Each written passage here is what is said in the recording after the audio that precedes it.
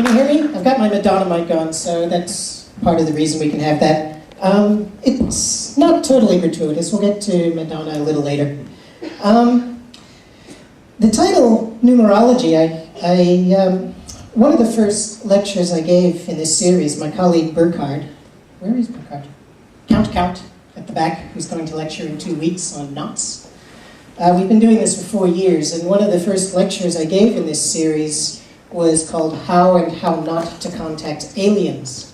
And it turned out I thought this was a really good title, and unfortunately it was a bit misleading because what I wanted to do was sort of talk about mathematics and how mathematics is universal or not universal, what would aliens understand, and we got a lot of people coming who were actually interested, reasonably enough, in how we contact aliens, or tried to. This talk is perhaps also, the title is a little misleading, but too good to ignore. Now, numerology is defined as usually as the study of numbers as supposed to predict future events or influence human affairs. Okay, so numerology is sort of a way to divine the future and that kind of thing. I'm interested in more general. When I talk about numerology, I really want to talk about the misuse of numbers in an attempt to understand our world. Okay, so some of it, I'll talk a bit about kind of Women's Weekly type numerology, but it's also more about the misuse of numbers and the misunderstanding of numbers. And what if we misused figures rather than numbers? Well, we could call that geology. Well, there may be some geologists in the audience wouldn't like that. We'll call it geometrology. And in general, we could have mathematology, okay, which we could call the misuse of mathematics in an attempt to understand our world. And that's really what I want to talk about in this lecture. Now, it's not always easy to decide what is the misuse of mathematics and what's the use of mathematics. And there's Darcy Wentworth Thompson is a very well-respected fellow, and he wrote this monstrously huge book called On Growth and Form, and in it there's a quote here: "The harmony of the world is made manifest in form and number, and the heart and soul and all the poetry of natural philosophy are embedded in the concept of mathematical beauty." Now that's, on the one sense, that's nice and beautiful and wonderful. On the other hand, it wouldn't look out of place in something weird in Women's Weekly. On Growth and Form is, in fact, a monstrous book looking at mathematical patterns in nature, some of which you know. He's actually got a nautilus shell in front of him there, you can see just briefly in the bottom, with logarithmic spirals and the like. But this kind of language is very common in other things as well. So here's a magazine I got recently, Spheres, the Spirit Guide. All right, and that kind of mathematical metaphor is common. I did wear a trench coat and dark glasses when I went in to buy this magazine. All right, and it does have, down there at the bottom, it does have numerology, but there's not much difference. It's hard to tell the difference between the language of On Growth and Form and the language of spheres. And in fact, here's Tobias Ware, even the hair's the same, right? He's got the hair of a mathematician, right? Hopefully my look is not that demonic, but it's not easy to tell. Okay? So mathematics is the key to describing and understanding much of our world, but how can we tell when we're being silly? It's just not always easy. All right? It's not easy to tell the difference between mathematics and what I would call mathematology or numerology. Now, what we're going to deal with is numbers.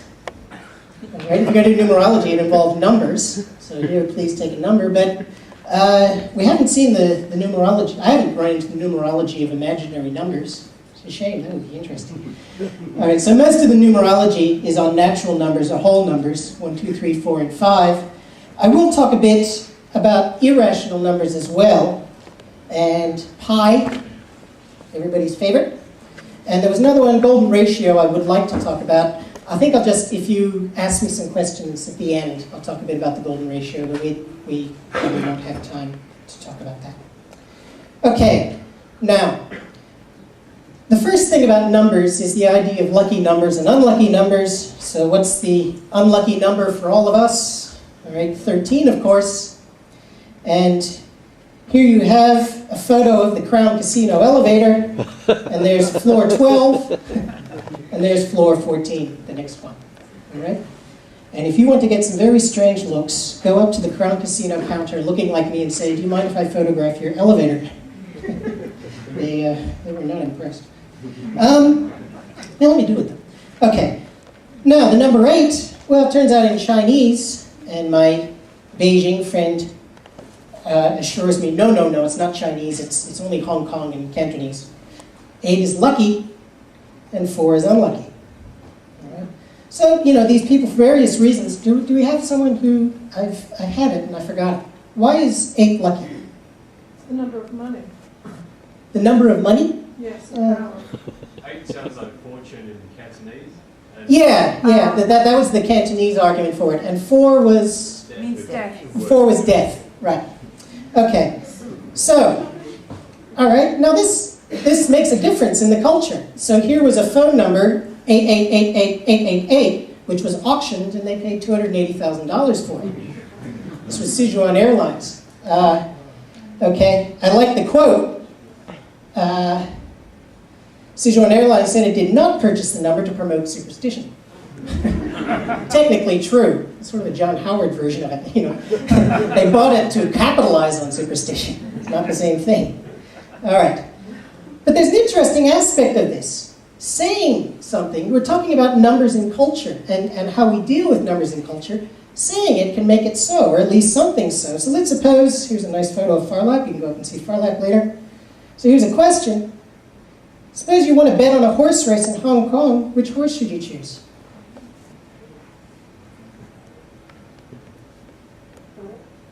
4.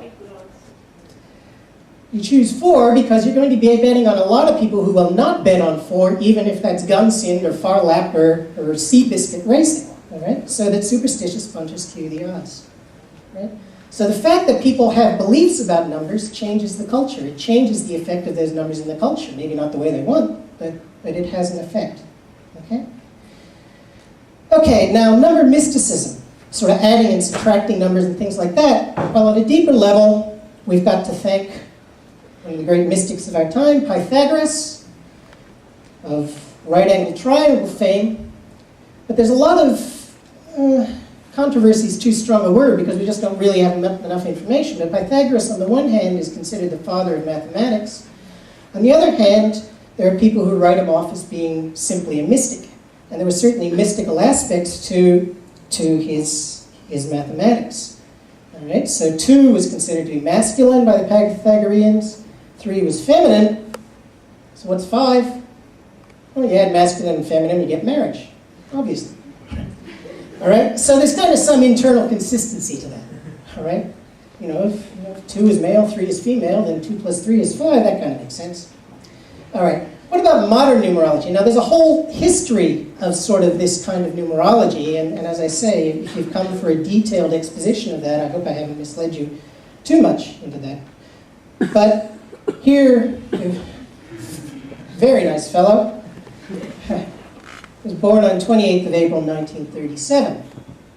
Now, what do some numerologists do with this, and I haven't got a slide of it, but I've got a number of these books. This is the Complete Book of Numerology by Joyce Keller and Jack Keller. I looked at a bunch of these. Well, his birth date is 28th to the 4th, 1937. Well, you add 2 plus 8 plus 0 plus 4 plus 1 plus 9 plus 3 plus 7. You get 34. Add 3 plus 4, you get 7. And that's the life number. Now, it can be a little different, but in this case it doesn't matter. So what does the life number tell us about this nice fellow? Well, it turns out that this is the path of the philosopher, the visionary and deep thinker who craves peace, spirituality, and wisdom. All right. Goes on, these individuals are usually loners who aren't the best marriage material and don't make friends easily. Well, they're getting a little careful better there. And they should guard against indifference, secretiveness, laziness, depression, and members of the Bush family. I threw in the last bit. All right. Now, obviously, one number is not going to tell you everything about someone, so we get some more numbers. So we look at his name. A gets the number 1, first letter of the alphabet. D gets the number 4. E gets the number 5. H, I, 9.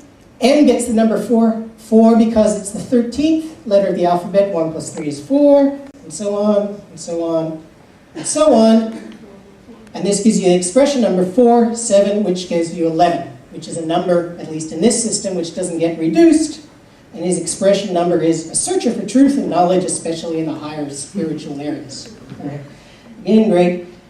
But you can just add up the numbers from the consonants. Get the 1. That says initiative, leadership. Well, that's arguable. It's done pretty well on that. And if you do the motivation, the vowels, you get a 1 again. In this case, it says desire to lead, succeed, or dominate. You've got to say, well, they're kind of spot on there. I was going to do John Howard and George Bush as well. I didn't get time. But one might suspect a number 1 there as well. All right. Now, that's the kind of numerology of Women's Weekly type.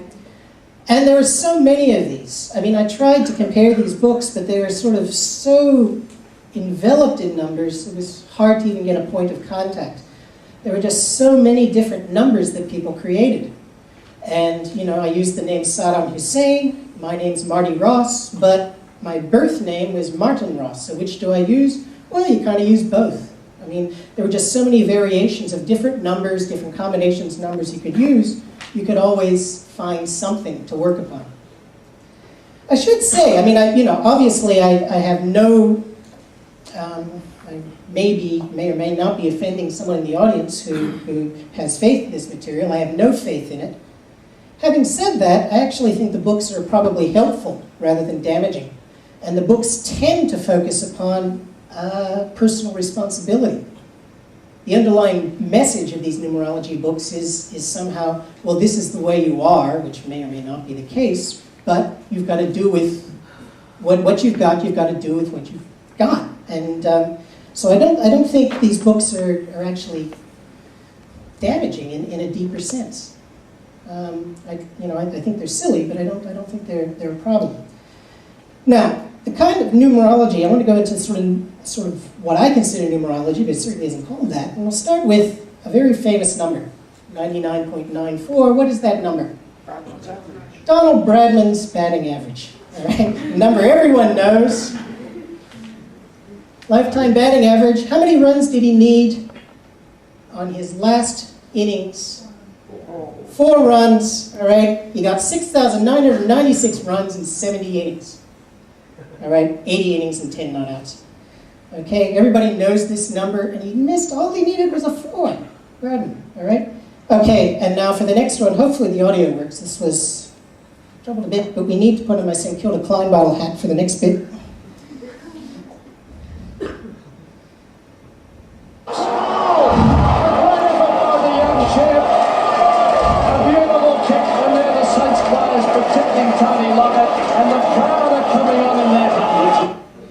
Crowd coming on their hundreds as well. That's nice. Okay, Tony Lockett's 100th goal. All right, we take our treasures when we get them.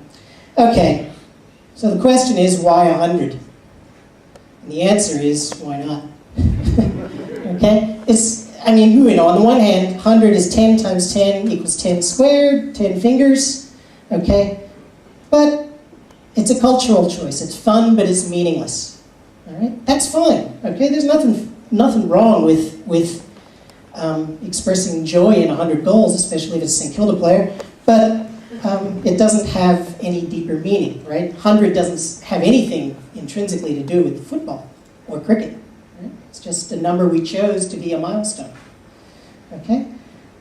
Okay, and that sort of brings up the difference between, that's not important numerology, but it's still numerology. So if you look at the number 3,844, and I brought this one for a reason, if you think of this as a decimal representation, it's 3,000s plus 800s plus 4 10s plus 4. And numerology is do something like 3 plus 8 plus 4 plus 4, which adds up to 19. 1 plus 9 gives 10, which goes to 1. Okay? But what, for a mathematician, that's not the way it works. And I've got here a quote from mathematician William Klein. Numbers are friends for me, more or less. It doesn't mean the same for you, does it? 3,844? For you, it's just a 3 and an 8 and a 4 and a 4. But I say, hi, 62 squared. And that's the way mathematical meaning is.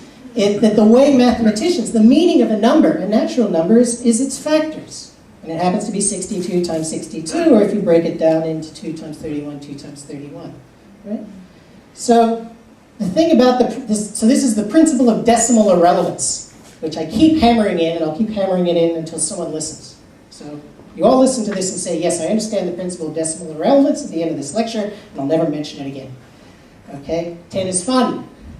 10 is useful for arithmetic, right? 384 times 10, you just move things over and put a 0. But 10 has no fundamental meaning. It has no deeper meaning. And anything based on 10, which somehow has some deeper meaning, has got to be wrong. Okay? Now, we have to at least look briefly at the question of the millennium. Well, let's put it the question of the millennium. It's not a big question. When did the millennium end? So here's the Sydney Harbour Bridge, 31st December 1999. And 31st December 2000, well, there's more fireworks in 1999. Okay? So, the question is, when did the millennium end? Do we have anybody who has an opinion? Yep? The end of 2000. The end of 2000. Who says the end of 2000? Who says the end of 1999? Well, the answer is very much whenever you want. All right? And there's by a wonderful man called Stephen Jay Gould called Questioning the Millennium. And the subtitle is A Rationalist's Guide to a Precisely Arbitrary Countdown. And here's the thing about it, and I'll do a little clip here. This is Bob Newhart. And this is a sales meeting of the General Chariot Corporation. Hopefully this will work. Now, the chariot, as you know, is no longer a means of transportation. It's become a status symbol. So, they don't want the same chariot year after year. We got to make it a little different. So, after all, fellas, we got to modernize our thinking. Now, this is 421 BC, but we're going to have to look ahead to 420. Now, all right, I love that line. The thing is, we think of our dates as just being there, right? 1999 means 1999. Well, it only means that because someone said so.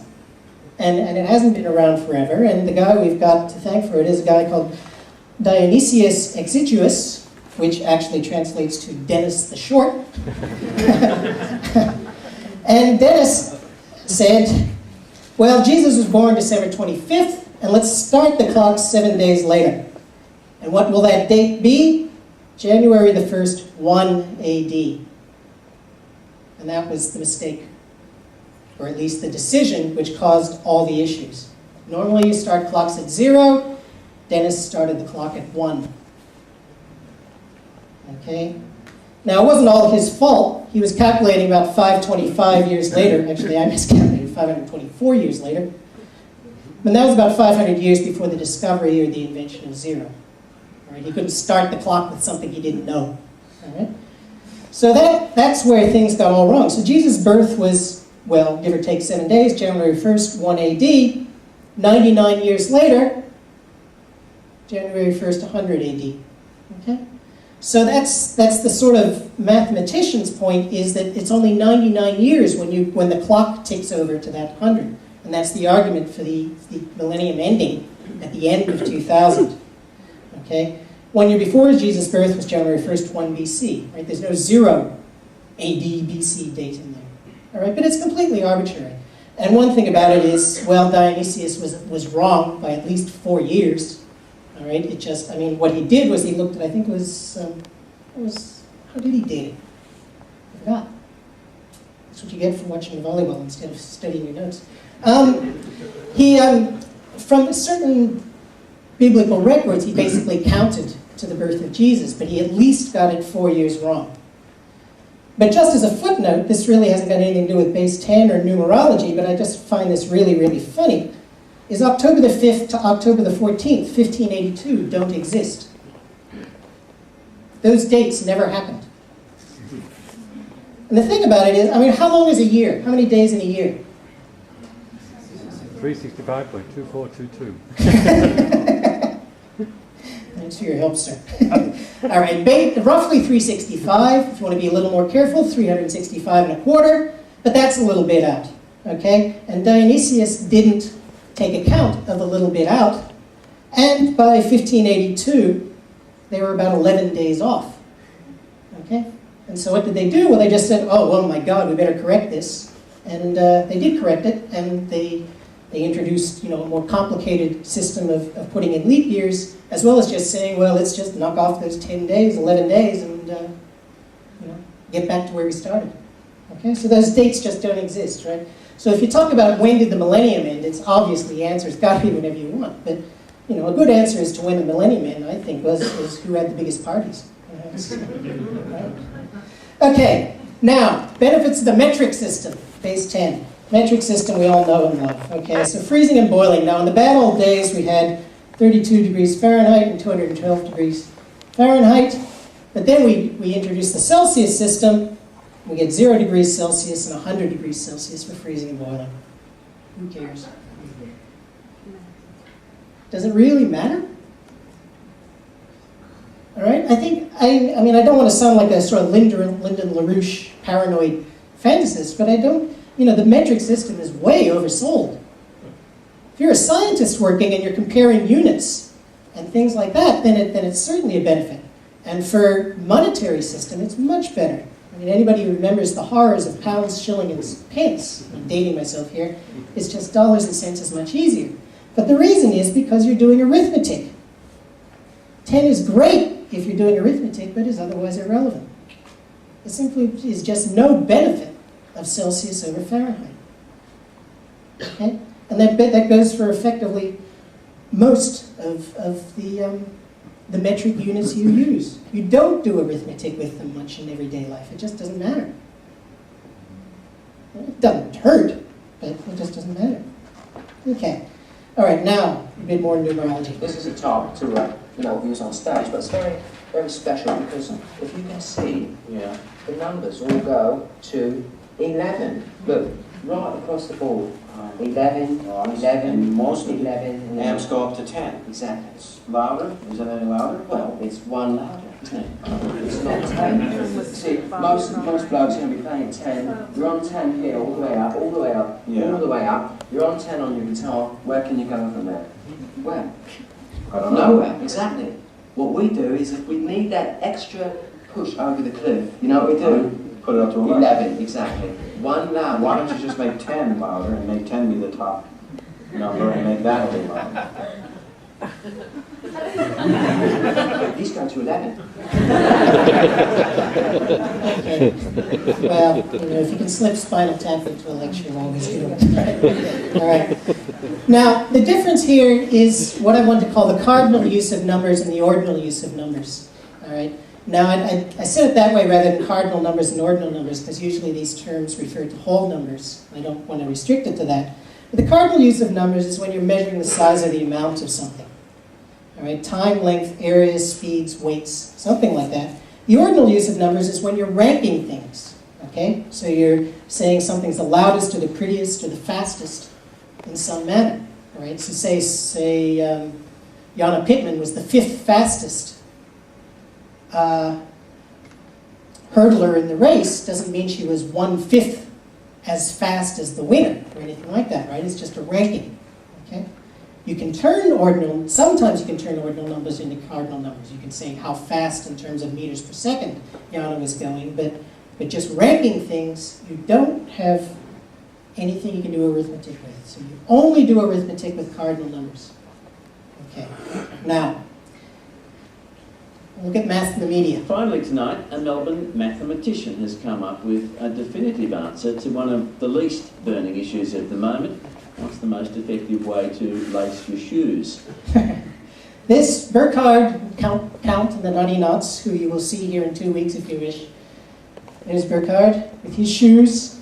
And he was a media star. He had international fame for about 30 seconds. And Monash University was invaded by people from all over the world because he wrote an article for Nature called What is the Best Way to Lace Your Shoes? And he's been working on this research.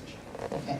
Now, that's Maths in the Media 1, and now Maths in the Media 2. Here's Johnny.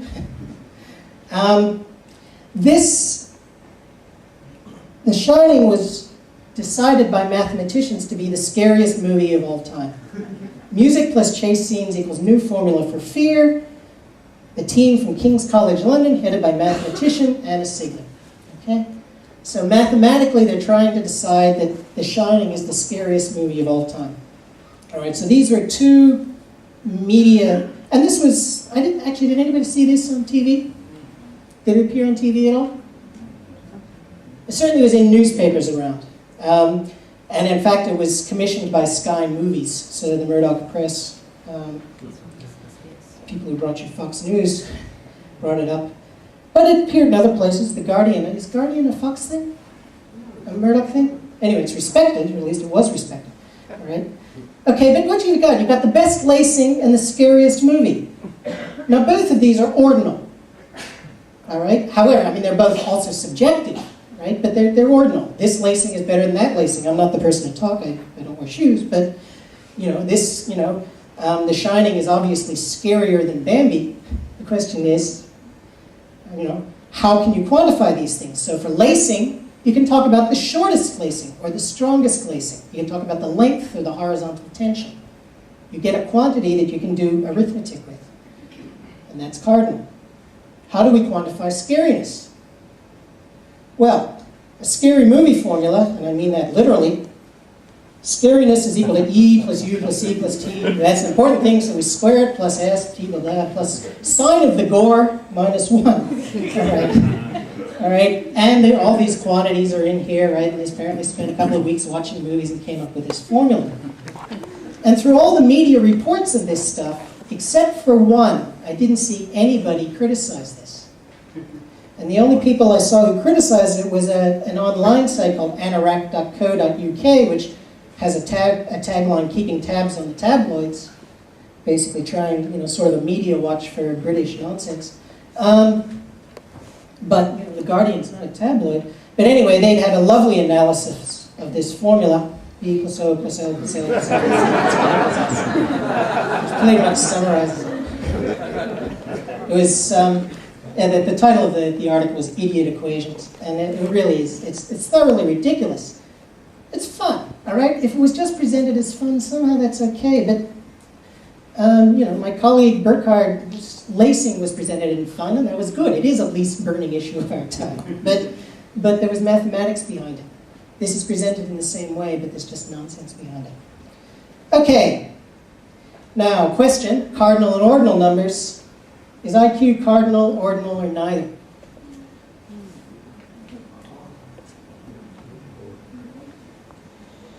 Well, certainly not cardinal. Someone with an IQ of 100 isn't twice as smart as an IQ of 50. That makes no sense. The answer is really it's neither. And another book by Stephen Jay Gould, The Mismeasure of Man. Now this is controversial. There's something, I'm not saying that there's no such thing as intelligence, but the quantification of it and the treatment of this number as if it actually means something physical, like a length or a weight, is just scandalous. And it still happens. It still happens. And it really, even at just the base level, it's kind of like math intelligence plus verbal intelligence plus analytic intelligence and divide by 3. Well, that's pretty much like the scary movie formula. Now, it's more subtle than that, but not a hell of a lot more subtle. It's pretty dumb. Okay? These numbers appear, and they're treated as numbers as if they mean something, okay? And they don't necessarily do. All right. Well, this is no picnic, you ask me, huh? Movie Red Planet Mars. What language they speak, if any. It's like working out a system of communication with gollywogs. Trying to communicate to the How Martians. the devil to find a point of contact? How about pie?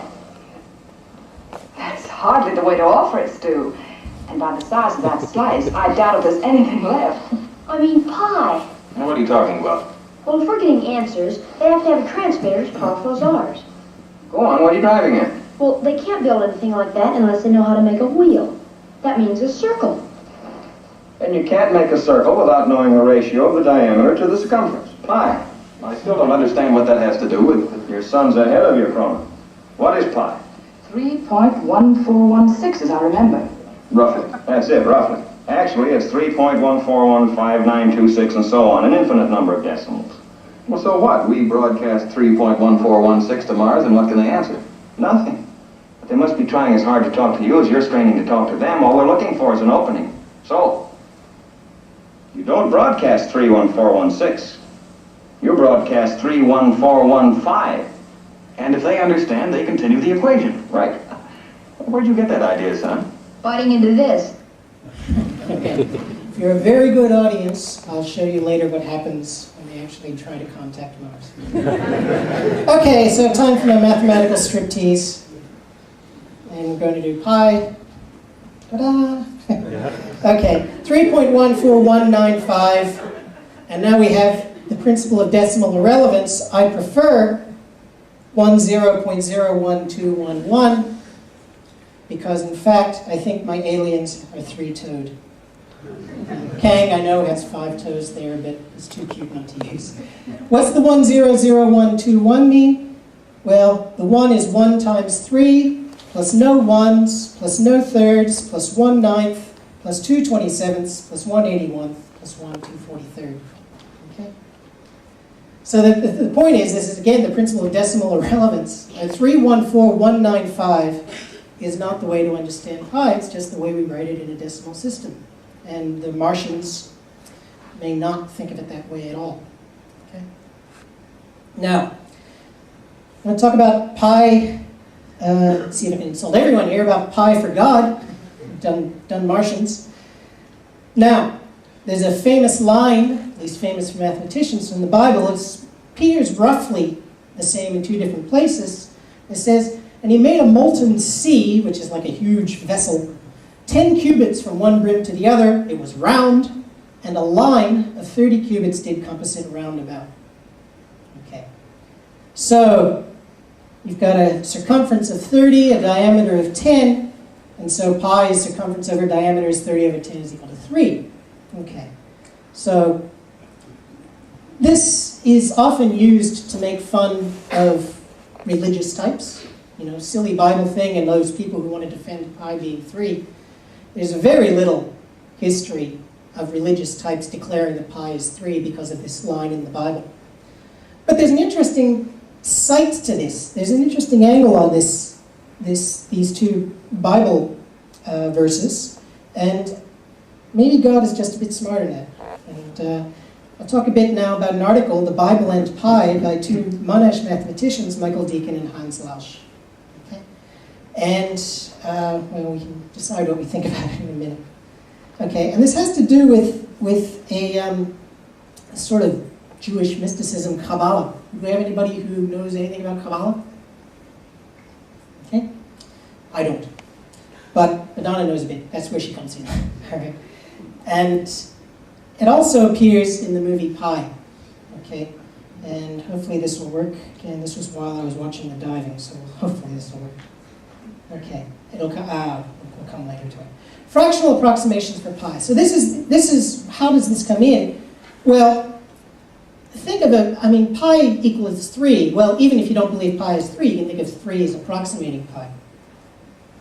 On the other hand, a very standard approximation we use in schools is 3 plus a 7th. Let's call that pi 1.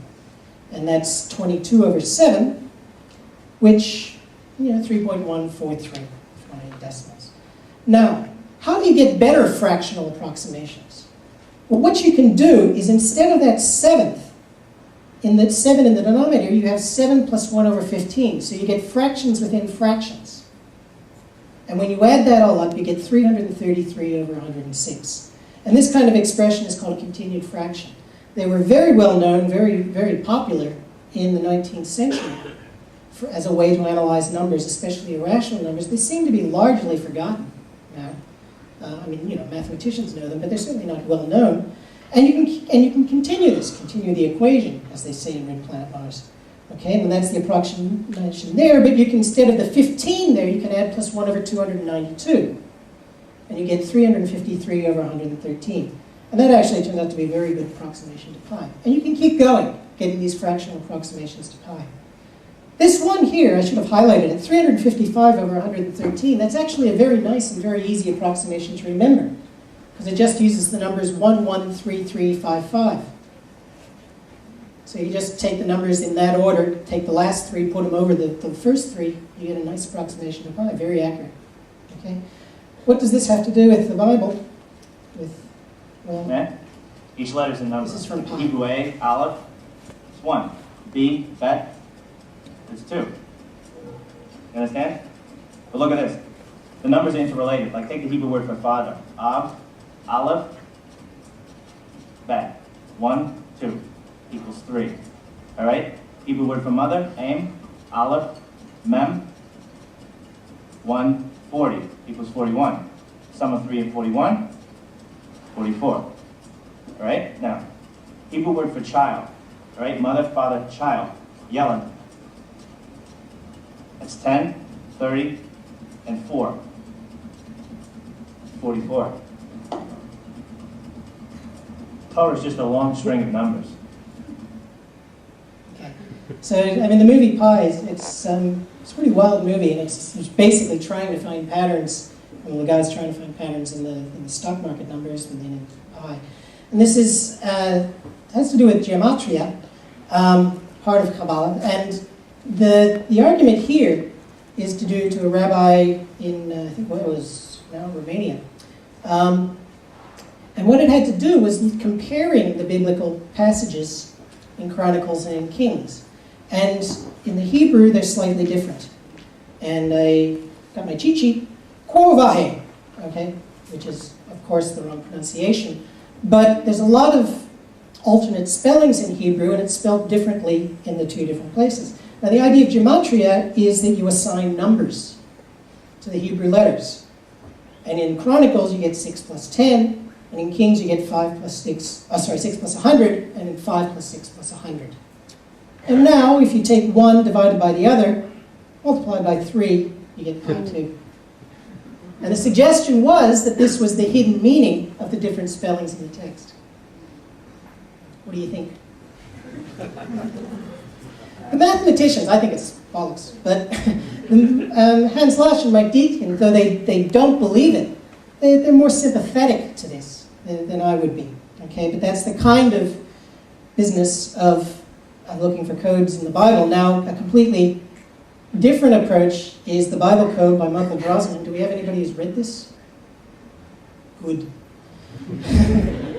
All right. Now, the thing about the Bible Code is that it came backed by a paper written and accepted in a very prestigious statistics journal called Equidistant Letter Sequences in the Book of Genesis. And here on the front cover is supposedly Yitzhak Rabin combined with assassin that will assassinate, whatever that means, and supposedly predicting the assassination of Rabin. And the Bible Code is, I mean, it's been quite huge. Now, one might say that predicting the assassination of someone in the Middle East is probably not a great victory. All right, but I want to look at patterns. All right, so let's look at easy pattern. 1, 2, 4, 8, 16. What is the next number? 32. All right, so 1, 2, 2 squared, 2 cubed, 2 fourths, 2 to the 5th. So in general, the nth number, 2 multiplied by itself, n minus 1. Geometric sequence doubling. Nice, simple pattern. But what if you look for patterns in nature? Okay, now that's not so obvious. So Kepler, one of the famous, certainly one of the greats of astronomy, well, he asked a couple of questions. One was, why are there exactly 6 planets? Well, at the time, they only knew 6 planets, and he wanted to know why. All right, so he just didn't even think that there might be more. And he also asked, why are the distances to the sun exactly what they are?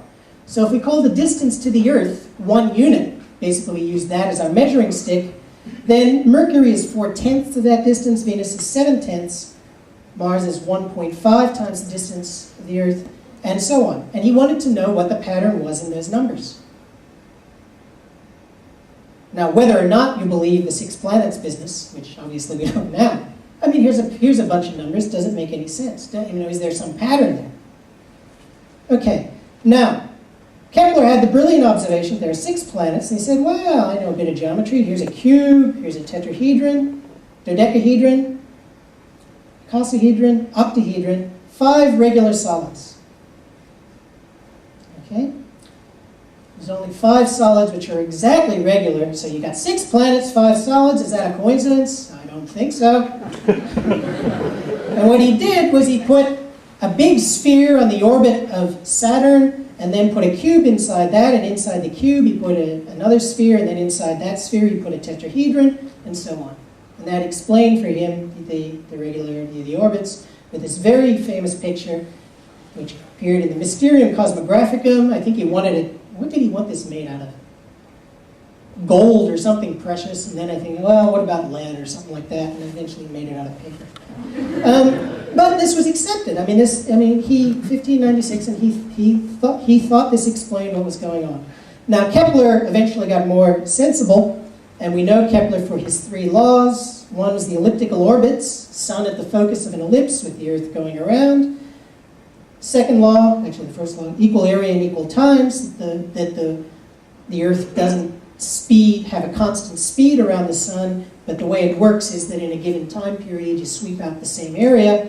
And then there was a third law relating, and these appeared in 1609, and then a third law, t squared equals r cubed, relating how long the year is for that planet with how far it is from the sun. Okay, that doesn't explain the pattern, but it says something about the distance from the sun. Now, so Kepler got kind of, more mathematical and more respectful about it. These are laws that are taught, used to be taught in university, if not in high school. Okay, but harmonici mundi, harmony of the world, really meant harmony of the world. And here you have the harmonies of the planets, Saturn and Jupiter, and by comparing how wide and how long the ellipses were, he looked at those ratios, interpreted them as musical ratios, and he was really thinking of the planets singing. All right? So at the same time he's coming up with mathematical laws which we know and love, he's coming up with this nonsense. And he never disavowed the regular solids business. Mysterium Cosmographicum reappeared in 2nd edition, 1621, and he never let go of that. Right? So even though he had these laws, he never let go. Now, what about the original question? Is there a pattern to these numbers? Right? Kepler didn't answer this question. He answered it, but badly, an answer we don't accept. And he went on to do other things. Is there a pattern here? Well, there is, and it was discovered by a man called Titius, and because it was discovered by Titius, it's known as Bode's Law. Right? That's what happens when you publish. All right? Bode published it, and he's now famous. Titius is also famous, but for being cheated by Bode. Now, here's the idea. We multiply by 10 just because we hate fractions, we hate decimals. We get 4, 7, 10, 15, 52, 95. Subtract 4, 0, 3, 6, 11, 48, 91. Is that a pattern?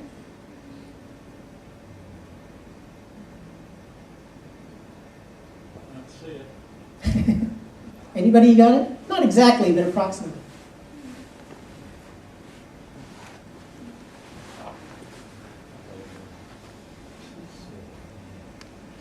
You got a 3 and a 6. The 11, well, the 11's not quite there. Not 12. You're missing a number, but 48 looks good. 91, it ought to be 96, but that ain't bad. And that's the idea of Bode's Law. Okay. That when you do these arithmetic manipulations, you get this sort of geometric pattern. I mean, they're planets, right? They're blasting out of the sun or doing something. You don't expect it to be exact, but this is meant to be what's going on.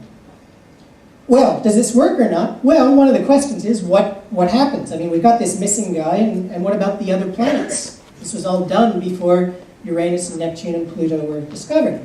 Well, 1781, Uranus came in at 188, very close to what you would expect.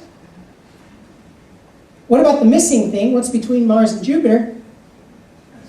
Whole bunch of asteroids, Ceres being the biggest. When that was discovered, that fitted in exactly with the pattern. And then Neptune was pretty far off, and Pluto was way off. Of course, we don't like to call Pluto a planet these days. Okay, so that's Bode's law. And then, the question is this numerology or mathematics? Well, in fact, opinion is divided. When I taught this material in sort of a liberal arts kind of maths course at Monash, I didn't know whether astrophysicists accepted this or not. So I looked at a first-year astrophysics book, and their remark was, nah, there's, it's a pattern there, but it doesn't mean anything. But the astrophysicists at Monash said, no, there's something to it. Okay. Now, what about the real pattern? I don't think the answer is really 32. I think the answer is 31. Why? Let's suppose we have one dot on a circle. Then we have one region. Suppose we have two dots on a circle. Two dots gives two regions. Three dots, connect all the dots, you get four regions. Four dots gives you 8 regions. 5 dots gives you 16 regions. 6 dots gives you 31 regions. So that's really what the pattern was. You just thought it was doubling. Okay? Okay? Next number. No idea. Okay, but it gets worse. Here's the really real pattern. I don't think it's 32. I don't think it's 31. I think it's pi. And here's the proof. Okay, so here's the formula. 1 times a whole bunch of stuff, plus 2 times a whole bunch of stuff, plus 4 times a whole bunch of stuff, plus 8 times a whole bunch of stuff, plus 16 times a whole bunch of stuff. I didn't say it was a nice pattern. Plus pi times a whole bunch of stuff. And if you plug in n equals 1, n equals 2, n equals 3, n equals 4, n equals 5, and n equals 6, the numbers which get churned out are 1, 2, 4, 8, 16, and pi. All right? And the message of this is that mathematically everything is a pattern. There is always a formula connecting the numbers. Okay? And that's not the question. The questions are whether the pattern is beautiful or important or predictive. Does it predict something? Bode's law did sort of predict some things. That gave it some evidence, gave it some credence. Okay, but these are questions of psychology, aesthetics, and physics, not mathematics. Okay, everything is a pattern. So of course you can find patterns. The question is, whether it has any deeper meaning. Now let's go to the Bible code. Well, he came out, he updated it. Here we have the Bible code 2. And in the Bible code, if you can see it, are the twin towers, an airplane, terror, twofold strikes, will collapse, will burn. And he said, suddenly, brutally, I had absolute proof that the Bible code was real. All right. Now, it would have been a hell of a lot nicer of him to have told us this before the attacks. And that's the whole point, right? They're very good at predicting things that have happened. Not very good at predicting things that will happen. Okay, now there's a lovely website that I ran into by an ANU computer scientist, Brendan Mackay, Scientific Refutation of the Bible Codes. And he goes in this, he's been leading the fight against this nonsense. And this nonsense it's gotten a lot of respect. People see these patterns, they think it's got some credence. Okay, but here, this is Brendan Mackay. They've done a mathematical analysis of what the mistakes were in the Bible code analysis itself. But to show the kind of nonsense, this is Moby Dick predicting the assassination of John Kennedy. And apparently, Leo Tolstoy in War and Peace predicted that Michael Jordan would win the 6th NBA title. All right? You can always find patterns. Okay? And the question is, there's 2 things you can do. One is to decide upon the pattern, then look to see if the pattern is there. The other is to look at the information and try to figure out what pattern fits in with that. The first is very hard, but valid. The second is very easy and very silly. Okay. And that's the end. Great. Thank you.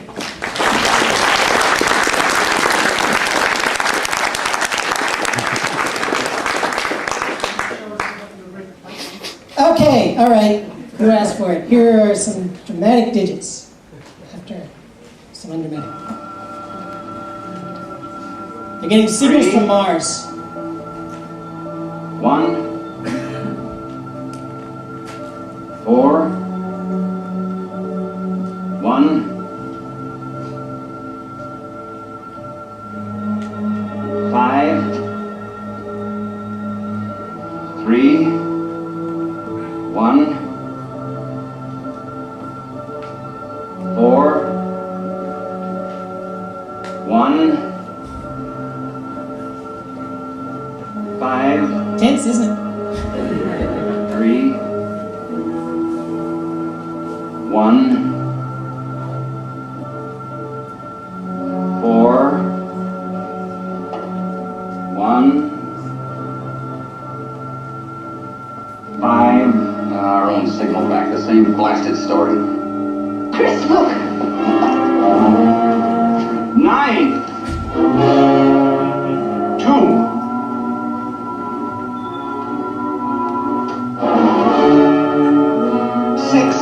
When did we die? Dear Lord, don't make us sorry. I have to thank Mr. Splodge. Where are you? Where are you? Irving von Grivich in the corner there. I saw this movie at his Splodge Films held at Empress of India Hotel in Carlton. He shows great weird movies. Great Planet North is shown there. Quick question or something? Anybody idea what defend? Anybody idea defend? Yep. Well, I'd just like to let you know that the books that you were taking your information on numerology are really primary level. I've won the Daily 3 Lotto in the United States twice using numerology, as well as come very close on countless other attempts to win the Lotto. It goes beyond simply what those books are saying. Those are like elementary school books. The whole numerology process is way beyond. And if you'd like me to explain it to you, I could. I'd love to talk to you afterwards. I will say a couple of things. Well, I'd also like you to know that I was one of the people that hung out with all the mathematicians at Berkeley back in the 70s when they were working on chaos. And they were very understanding and did understand what I was saying when I was talking about their mathematics and physics from my point of view. I looked as hard as I could for anything indicating a reason underlying why base 10 analysis of numbers should help, and I couldn't find anything. Getting close, I mean, if you've won Lotto twice, that's congratulations. I do not see how Lotto numbers can be lucky for one person and not for another. It's not about luck. It's mathematics, darling. I will explain it to you. I'll be It's not interested luck. here. I would say last thing is that it's very easy to get close in Lotto. It's like zillions of times easier to get close in Lotto than it is to get. But I'll talk to you after. It's very interesting here. Okay. Are there any other questions just before we finish?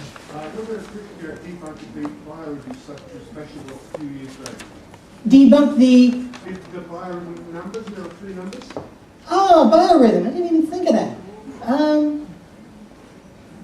I don't know anything about biorhythm, but yeah, in... Yeah, the biorhythm numbers, basically, they said, okay, you've got 28, that's the length of the menstrual period, you're going to have a couple other numbers, 23 and whatever it is. The point is, because the numbers are linearly independent, you can make any number out of it. But the Yakov police who came up with the theory in the first place thought, oh, look, I can make any number out of this. This is marvelous. Not realizing because the numbers let's say, are relatively prime, you can make any number out of any pair of it.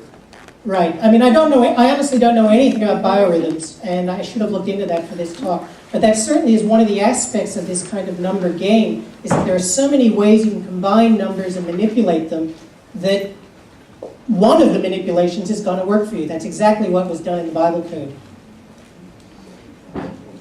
In this Bible code. Yeah, where'd you get your t-shirt? I honestly can't remember. But if you email me, I'll figure it out and find it. So anybody wants to send me an email, I promise to get back to you.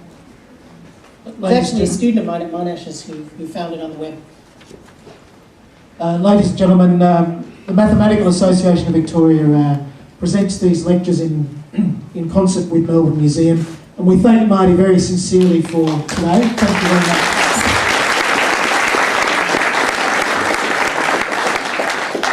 Our purpose is the valuing of mathematics in society, and these lectures, and as they've been presented for the last 4 years by Burkhard Polster and Marty Ross, are very, very much a great contribution to that. The next one will be on the 11th of September, which is a Saturday, not a Sunday. So we've broken a pattern, I guess. And No, it's still a pattern. Well, try this one. We're also going to change the time and make it 11 a.m. rather than 1 p.m. Is there a pattern in that? Yeah. That's 11 o'clock, count, and the knotty knots. And Burkhard Polster will be presenting that. And I have to say that I've been tying my shoes the way that Burkhard recommends for the last 12 months. And I can report that my shoes have stayed laced and stayed tied up far more effectively than ever before.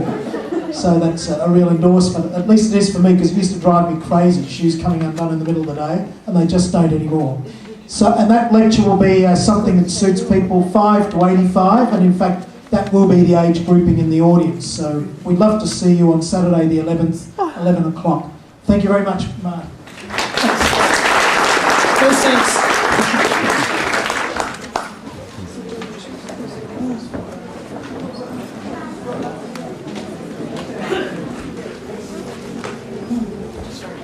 Yep.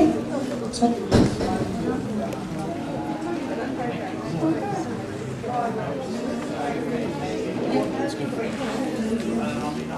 Oh, I forgot the joke. Yes, the guys who want you to get into it. Yeah.